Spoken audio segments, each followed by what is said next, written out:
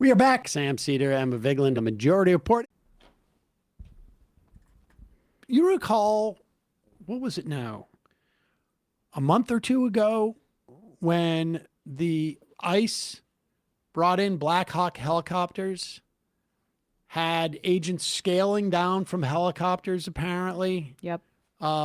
Invaded a building in Chicago, ostensibly because it was infested with Tren de Agua. Tren de Agua. And they bust down doors, literally busted down a bunch of doors, tore the whole place up, took the black tenants, put them into one moving van, took the Latino residents, put that into another moving van, and then ultimately, weeks later, announced that none of the people that they arrested were Tren de Agua, that they did not have to have this SWAT, assault on this building. I think there may have been one, but I don't even think that there was a question, and I think ultimately that one was found not to be Tren de Agua, but regardless. I mean, they took children out of their beds, and at some 2 of them in the morning. Some of them were nude, okay, and brought them outside and had them handcuffed. And we were later told that ICE got the tip from the owner of the building. Well, at the time, we speculated that this was very much like the first Tren de Agua scare that took place over the course of the summer, last summer. In Colorado. And where it was basically a landlord who didn't want his tenants to be organizing and calling for repairs in the building. Right. And also, I think in this case of Chicago, wanting to offload the property because this owner had and I am stepping on the clip. Perfect okay, thank timing. you. Here is the tenants of that South Shore building, ABC 7 Chicago, reporting on the fact that that building is going to be shut down. Its occupants basically thrown out into the street. A Cook County judge denied allowing tenants more time to move out of 7500 South Shore Drive. She called the building a fire trap for numerous safety issues. She says she's trying to protect the tenants by getting them out of a dangerous situation. Some residents tell us they don't have anywhere to go. We are in an emergency situation. Some of us are still stuck in this building. Some of us have been stuck in this building. Friday is our last day. Tenants of 7500 South Shore Drive have 4 days to move out. They are being evicted after weeks of legal action over dangerous conditions reported in the building. Some of those conditions allegedly left after federal agents raided the building in September.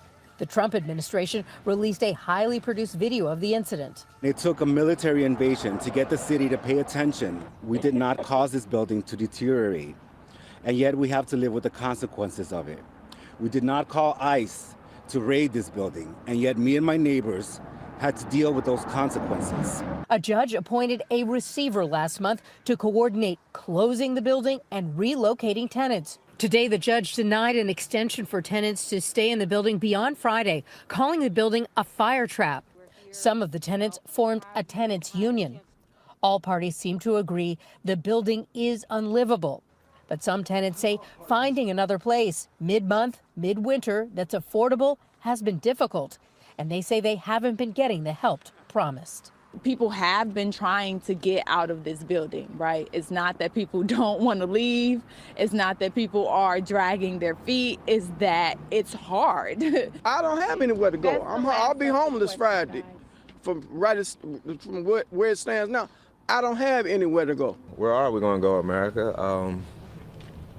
We still trying to figure that out. It's a few days left. Today, the judge also denied a motion asking for $7,500 for each resident to locate, saying tenants are being offered a fair amount to relocate based on their rent. Meantime, advocates for Southside Together are urging the tenants to take the money that's been offered to them, and they've set up a fund to try and assist remaining residents. I mean, you're living in a place that everybody agrees is uninhabitable. Why wouldn't that rent amount be enough to move, go into a new place, last month's rent, generally in places like this, security deposit. Now we're at 3 times rent, and then you pay your first month's rent. It's there's been reporting in Chicago about the amount of distress calls that had been made to the city prior to the federal raid. Block Club Chicago is like a local paper there, has done some good reporting on this. Basically showed that 500 calls to 311 were made about the building between October 1st, 2021 and October 1st, 2025, an average of 1 complaint every 3 days. That's higher than the average for the rest of the city by a long shot. And it appears that this landlord wanted to offload this building. So one of the ways you do that is neglect. You don't answer calls. You allow conditions to deteriorate. Another way that you can do this if you want to accelerate the timeline is have the federal Gestapo come in, break a bunch of windows, tear apart people's apartments, as they did. I mean, you see some of the footage. They destroyed people's apartments, like, let alone the human trauma for these children. They destroyed people's property with no recourse. And the landlord's happy in that instance. And now this is the final step, because the landlord wants to offload the property for their own financial interest, and the tenants get nothing. I mean, the landlord is this person named Trinity Flood, a millionaire from Wisconsin, made their millions apparently in mobile homes, slumlord, in other words, and bought this property up for significantly higher than the previous purchase price, expecting it to just print money. And when that's not done, when that doesn't happen, it becomes a loser, because it turns out that you actually have to do something. You can't just like buy something and the money roll in. You have to like maybe do repairs on the gas and electricity. When that becomes a problem, instead of doing that stuff and putting up some of your millions of dollars that you've made, charging people to live in your trailer parks in Wisconsin, because you're not even there in these news stories. Like all parties, well, where's Trinity Flood in that news story? Right. Not even asked. Just an absentee landlord, just states away.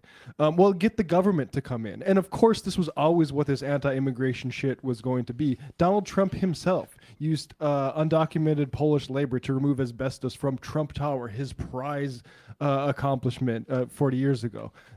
They know this is the system. This is what it's intended to do. And it's just, we're seeing how immigration enforcement is used as a disciplinary force in a variety of different contexts that protects wealthy people and just capitalists in general, property owners or business owners. Immigration enforcement is incredibly useful if your employees are raising hell about, say, conditions in the workplace. You can threaten to call ICE on them. Or you have them do the work and then call ICE, and you don't have to pay for their exactly. Wage theft is the number one form of theft in this country, and many of the victims of that are undocumented immigrants. And then in terms of the enforcement of like a landlord like this, a slumlord like this, or in Aurora, Colorado. In Aurora, Colorado, the slumlord in that instance was heavily connected with the Republican mayor, I believe, of Aurora, or one of the Republican officials in the area, and was working with them, it appeared, to basically oversee this raid, and so that they could do the same thing like what we're seeing in Chicago. Hey folks, don't forget to hit the subscribe button and check out our daily show. We do it every day at 12 p.m. Eastern for about 2.5 hours. We even take phone calls. You should check that out.